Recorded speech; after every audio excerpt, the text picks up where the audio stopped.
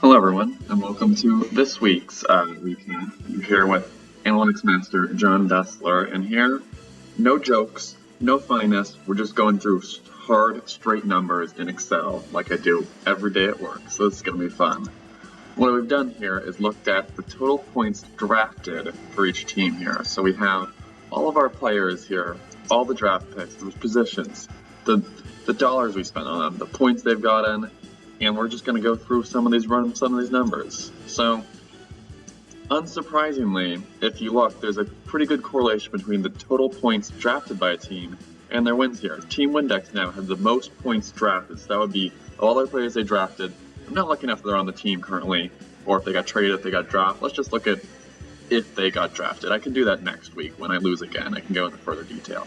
But Team Windex is 832 points drafted, followed by Team Tom's Team Sucks, which is a bit of a surprise. They only have two wins there, but we look at this points against there, and that might be an issue for the team there. NY Bucker, I hardly know her, whatever the name is now. 820, another huge amount of points drafted, 4 wins. Sancho, good. Willflower House, now that's a bit surprising. They have a lot of points drafted, not so many wins. A lot less points for. Maybe that's because they haven't been playing these players drafted. Who knows? That's, again, another thing for me to dive into another week. And we go down the list, and we see the bottom here, usual suspects with some of the worst records. My team, not many points drafted. Shlongdong Millionaires, not many points drafted. Don't Mess with Young Ho, not many. Golden Taste now, a totally small number, but a pretty large number of wins. Interesting to see. It seems like the GM there is doing a whole lot with nothing. So, again, if we remind us of all the draft that's happened, let's look at what actually we drafted. And now, if you forget, we have Tyreek Hill, Christian McCaffrey, which both had 76. Both were $76. Now, that's crazy. I honestly forgot that Breece Hall is 75, and so we have CD is 73. Those are some huge numbers here. But of course, then if we look at the points in season and points per dollar spent on the draft, we quickly see there's some not value plays up here. Obviously, Christian McCaffrey, a huge bummer there. Tyreek Hill, not many points per dollar as well there. And we're going to dive into this later, but if you go down the list to remind us, we have a whole not many people up here above 50, and not a huge number of them are returning on that investment. What we really see is that a lot of the investment on players of $2, $3 is what's pushing people over the cap there. Now, talking about that efficiency, we're looking at above $50 spent, the most efficient points per dollar, definitely Derrick Henry. Great pick. Jamar Chase, 54, but great number of points. Jamar Chase, again, pretty good. Saquon, Garrett Wilson actually sneaking in there. Jahmyr Gibbs, and you go down the list, and really big bummers. Christian McCaffrey, obviously injury out. Puka, obviously injury. Tyreek Hill, he has no quarterback. AJ Brown, a bit of injury. So it's really interesting to look at that. As well, if we looked at efficient draft, so now here I'm filtering 25 to 49 there. What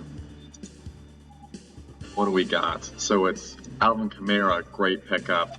Nico Collins, good value. Josh Allen, definitely the most expensive QB off the board, but still some pretty good value. Drake London, James Cook, Malik, even with the injury there, Mike Evans. So a lot of interesting ones there. And now if we go dive a little bit deeper into our 0-point scores, obviously that pushed the Slumdog Millionaires in a big hole with their 0 points from Christian McCaffrey there. Nick Chubb, that's a value play later on. We'll see if that happens. T. Jackson, Marquise Brown, Jonathan Brooks. They weren't spending much draft capital there, so we don't really worry much about that. Now here, we'll take a quick break for our sponsor, so please bear with me.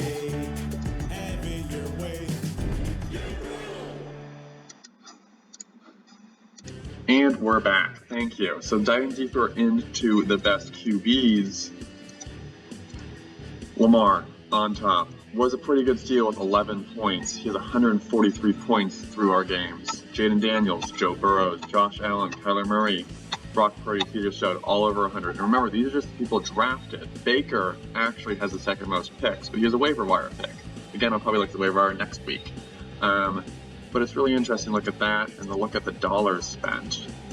Josh, Jalen, some underperforming, probably Jalen Hurts at that level, Patrick Mahomes again, and then we got a lot of good value here at 2 with Jaden, Brock, all these guys down here. Best running backs, as we've been talking about, Derrick Henry, we've been talking about Alvin Kamara, Saquon. Kyron's doing quite well as well, but then, wow, look at that value pick from Team Windex. Chuba Hubbard, 84.8 points per draft dollar.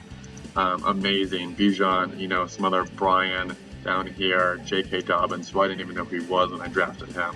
So interesting look at that. If we look by draft dollars, let's look at the disappointments. Obviously, Christian McCaffrey on top there. Jonathan Taylor has had a little bit injury issue. Gibbs, isn't performing as well as maybe he should be there. With below, there's definitely some better value picks. Pachenko not doing super well. Receivers here now, points per season. In the season, Chase, Godwin doing super well, Jalen Reed, and those are a couple of great value picks off of $8 and $5 there, while Jamar Chase, was a high dollar amount. But he wasn't the highest dollar amount by far. There was Tyreek Hill, CeeDee Lamb, Justin Jefferson, Amon-Ra, A.J. Brown before him, and, that's not what, some of those picks aren't looking great right now. Tough to say, but, Jamar Chase going well, Puka after that, Garrett Wilson, and then this Ayuk's not playing super well. Best points per, there's going to be some crazy ones here. Yeah, a lot of dollar picks of Jameson Williams, great pick, Tyler Lockett, Jacoby. We go to actually ones that have a bit more of dollars, say Flowers. There's a lot of value in those lower ones there versus some of our high dollar amounts there. And then tight end, not many tight ends picks, but it's interesting, George Kittle, Brock Bowers, great value.